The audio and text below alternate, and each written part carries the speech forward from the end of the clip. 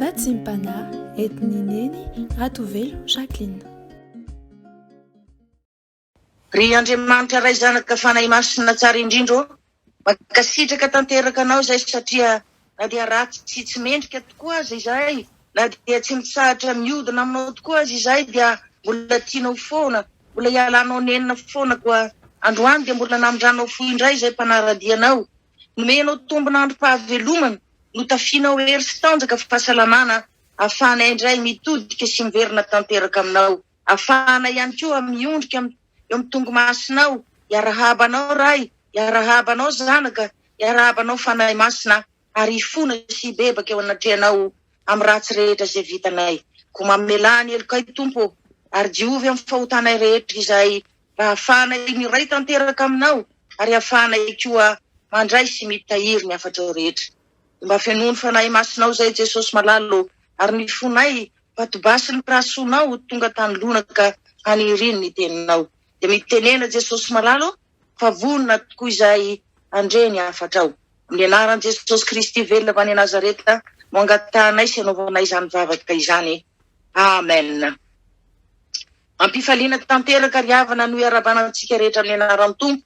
ary mbola ampifaliana ihany koa no hanonana ny tsirairay avy ny fahasoavana mba ampiadanana avy amin'Andriamanitra ray sy Jesosy Kristy tompontsika ary ny hery fampiraisana avy amin'ny fanahy masina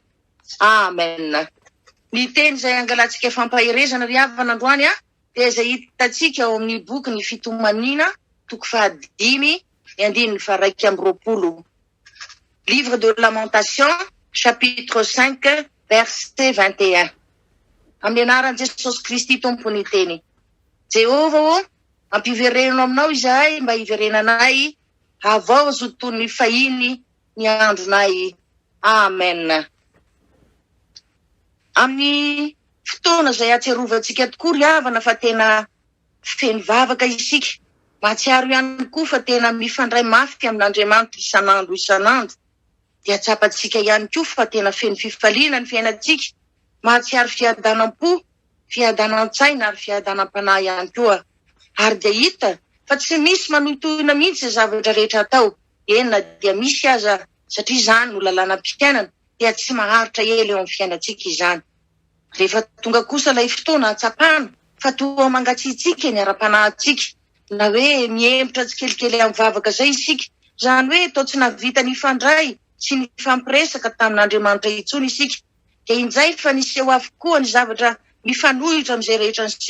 niseho teo aloha tonga ny olana maro isan-karazany tonga izao fahasarotana rehetra izao eo amin'ny ankohonana na eo amin'ny asa fivelomana dia amin'izay fotoana izay isika vao tonga saina hoe ay izao tika tafasaraka tamin'Andriamanitra efa ela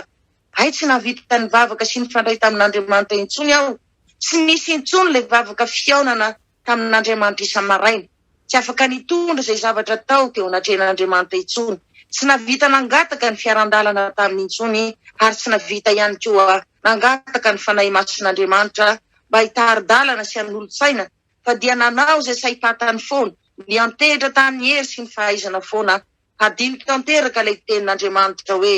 fa ny fahendreny izao tontolo izao dia fahadalana eo anatrehan'Andriamanitra satria variana loatra isika ry havana amin'ilay fikatsahana ny fiainana izao tontolo izao tsarovy nefa fa rehefa misy zavatra hafahafa izay miseho amin'ny fiainantsika zavatra izay heverina tokoa fa tsy tokony hitranga dia aleo mandiny tena tsara aloha satria ny zavatra rehetra nataon'Andriamanitra dia samy misy antony avokoa aza manaiky ampatoriany Satana eo amin'izany loza voavokatry ny fiemorana amin'Andriamanitra izany akahiteny foana hoe mifona Jesosy mifona fa tsy mahavita mivavaka indray aloha androany fa reraka mafy loatra zany alahelo mahazo azany mafy loatra ny loza izay mianjady amiko tsy tia ry havana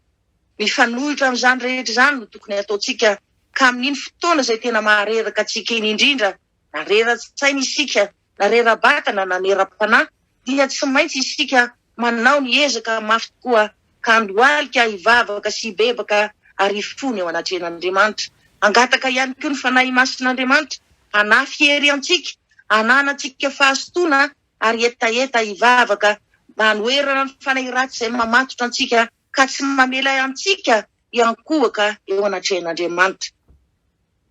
Amin'izao fotoana efa tena tombotra izao tokoa mantsy ry havana,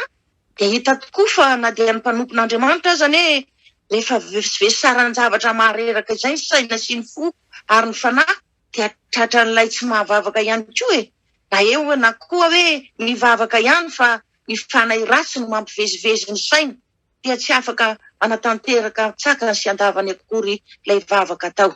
Fa androan'ny tompo dia mampahery sy manoro hevitra antsika hoe antsoy aho dia mitenena hoe ampiverenao aminao zay tompo fa maniry fatratra hiverina aminao. Maniry fatratra niverena ilay fitiavana voalohany izay nitiavana ianao, izay nankatoavana ianao ary nampona ianao Jesosy. Dia mino fa ho faly ny tompo ary dia ho averina eo aminy tokoa isika raha toaka ataontsika amin'ny finoana tanteraka izany. Ka dia ho lasa tia sy mangetaheta vavaka indray isika, lasa tia mazoto mifandray sy miresaka amin'Andriamanitra isan'andro, ary lasa feno fifaliana sy fiadanana indray ny fiainantsika. Fantatsika tsara ihany koa ry havana fa tsy hoe voatery foana akory olana na zavatsarotra foana no mahatonga fahalainana hivavaka, fa ao ihany koa ny toromaso entin'ny fanahy ratsy eo amin'ny olon'Andriamanitra. Ka na dia ampandoliana mivavaka azy isika, na dia miaino ny tenin'Andriamanitra azy isika dia ampatorian'ny fanahy ratsy hatrany, andika dia tsy zarizary akory ilay vavaka ataontsika, andika dia na miezaka miaino ny afatr'Andriamanitra azy isika dia tsy mahafikotra, tsy matahiry na inona akory satria ny vatana mifoa fa ny fo sy ny saina matory. Tsy maintsy toerina sy resainy izany rehetra izany ry havana fa tsy avelanjaka sy ampahory atsika elao. Raha tsy izany dia hitarika fahakamoana mivavaka izany ary farany dia tsy maintsy ho tonga amin'ny fiamorana tanteraka ka hiala amin'Andriamanitra ilay mpiaino sy mpamaly vavaka antsika. Satria ny toromaso tokoa raha mibahana sy eo amin'ny fiainantsika dia tsy hita vokatra teraky ny tenin'Andriamanitra mihitsy akory isika.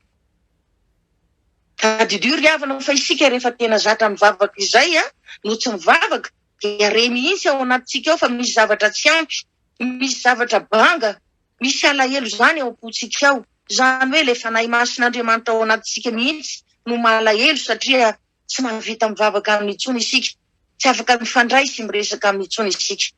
Matetika tokoa mantsy dia zavatra miseho hoe ny fanahy masina mangetaheta hivavaka fa ny nofontsika dia mibahana manakana atsika tsy hamela atsika ihany koa eo anatren'Andriamanitra. Ary amin'ireny fotoana ireny indrindra ry havana no tokony hazahantsika hitodika amin'Andriamanitra ka hitalahotsika aminy hoe tompo mampiverenao aminao izahay mba hiverenanay. Amin'ny Jaona 9:1-4 dia hoy Jesosy hoe tsy misy olona mahay manantona ahy raha tsy tao amin'ny ray izay naniraka ahy hoy izy. Izany hoe rehefa tena mitodika tanteraka amin'Andriamanitra isika ka mitalao mangataka fanampinany mba hiverenantsika ao aminy dia amin'izay fotoana izay no hitaoman'Andriamanitra antsika hifandray amin'ny Jesosy Kristy zanany mba hivavahantsika mandrakariva aminy, ary dia inona tokoa fa tsy maintsy hiverina ao anatintsika ilay etaeta hivavaka, hiresaka sy hifandray amin'Andriamanitra toy ny teo aloha. Ary ny fiatraikan'ny vavaka izay ataontsika dia tsy maintsy hanapotika andrava ny fikasan'ny Satana rehetra mely antsika. Ary tsy ho hitan'ny Satana intsony izay hanaovana antsika satria noho ny vokatry ny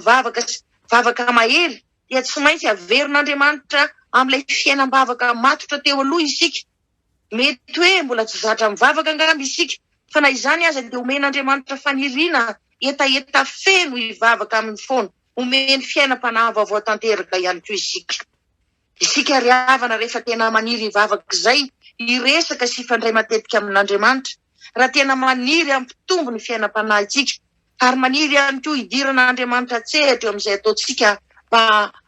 ombiaza antsika dia tsy maintsy mahafoy tena isika hivavaka isan'andro. Tsy maintsy mahafoy fotoana ihany koa hivavahana fa tsy hoe sanatria ampy fotoana no hivavahana amin'Andriamanitra. Tsy maintsy mandà zavatra maro ihany koa hatanterahantsika ny faniritsika. Izany hoe rehefa tena hita ny tompo fa tena miezaka isika mba ho tafaverina amin'ilay fiainam-bavaka mahery toy ny teo aloha dia tsy hijery fotsiny antsika izany ny tompo ry havana fa hikarakara ny fiainantsika rehetra ihany koa. Andamina ny olana rehetra eo amin'ny fiainantsika izy, ampiona ny lalatsarotra rehetra izay andehanantsika izy, hiditra ntsehatra amin'izay sarotra rehetra tsy vitantsika izy ary ampandresy atsika amin'ny alalan'ny heriny sy ny fahefany izay tsy takatry ny saina tokoa.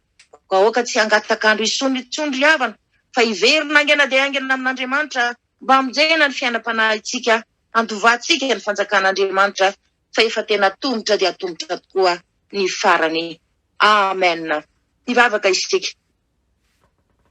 Misaotra indrindra ry Jesosy Kristy tomponay fa tsy mba namelanay ho resy-pahotana tokoa ianao, fa mbola niala nenina hitady hevitra hitodianay sy hiverenanay aminao. Hitanao tokoa mantsy Jesosy fa diso lalana izahay, tsy mba nametraka anao tao amin'ilay toerana ambony sahazanao, ary dia tsy nisy intsony ny fanatrehanao ny fiainanay. Tsy navita ny vavaka taminao intsony izahay, tsy mba navita ihany koa nangataka ny fanahy masinao mpanorotsaina hitari-dalana, fa nandeha tamin'ny herinay sy ny fahaizanay izahay,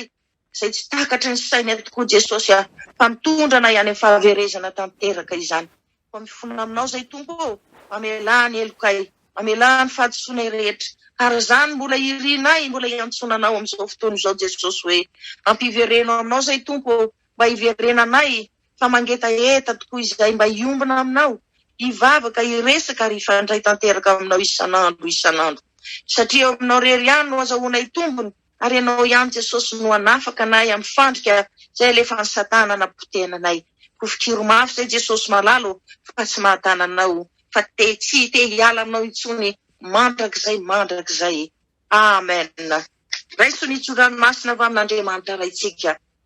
Ny Tompo any anisy lalana ny fonareo amin'ny fitiavana an'Andriamanitra so amin'ny faharetany Kristy, ary teny aminareo hoe iverena amiko amin'ny fonareo rehetra, fa mamindra fo sy miantra raha ho maharo-po sady be famindram-po. Ho tanteraka tokoa an'izany amin'ny anaran'ny Ray sy ny Zanaka ary ny Fanahy Masina. Aleluia. Amen.